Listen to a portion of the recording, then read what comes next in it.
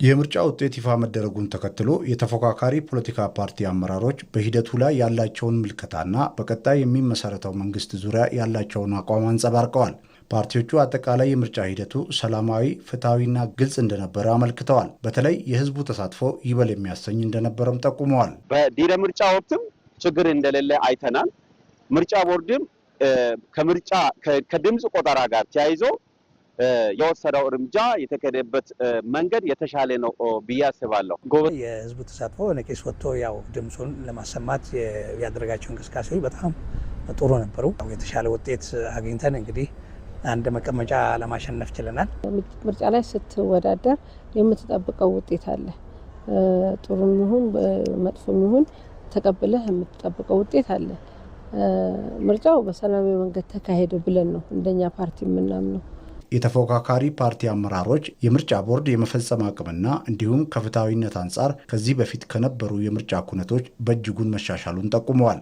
ምርጫ ቦርድ ሂደቱን እጅግ በጣም ጥሩ እየተከታተለ እንደ ሁሉም ክልሎች ላይ ማለት ይቻላል የመራጩ ህዝብ የመጣው ካርድ ምንም ሳይዘባረቅ ከምዝገባ ጀምሮም ሂደቱ እጅግ በጣም ጥሩ ነበር። እኛም እንደ ብሔርን ድርጅት የተወሰነ ድምፅ አግኝተናል። አሁን ባገኘነው ድምፅ ልክ ቀጣይ የሰጠው ምርጫ ቦርድ የሰጠው ይፋ መግለጫ ሙሉ በሙሉ ማህበረሰቡን የሰጠን ድምፅ ተቀብለን አክብረን ቀጣይ ራሳችንን ከክልሉ መንግስት ጋርና ከፌደራል መንግስት ጋር አብረን ለመስራት ህዝቡን ለማገልገል ለማጠናከርና ለመስራት ዛሬን አዘጋጅተናል። ፓርቲዎቹ መንግስት ከሚመሰረተው ፓርቲ ጋር ተባብረው ለኢትዮጵያ ብልጽግና እንደሚሰሩ አመላክተዋል። ትላንትና በተገለጸው መሰረት ብልጽግና ከ438 ወንበር ማግኘቱን ይፋ ተደርጓል። በዚህ መሰረት ያው መንግስት የሚመሰርት ይሆናል።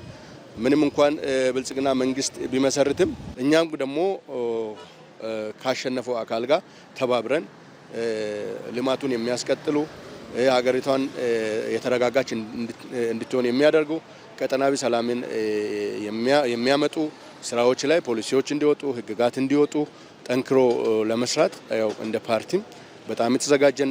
የፓርቲዎቹ አመራሮች የሰባተኛው ምርጫ ውጤት ለኢትዮጵያ ፖለቲካ ብስለት እንዲሁም ልዩነቶችን በሰላማዊና በህጋዊ መንገድ እየፈቱ ለኢትዮጵያ ሰላምና ኢኮኖሚ ትንሣኤ በጋራ እንደሚቆሙ ተናግረዋል።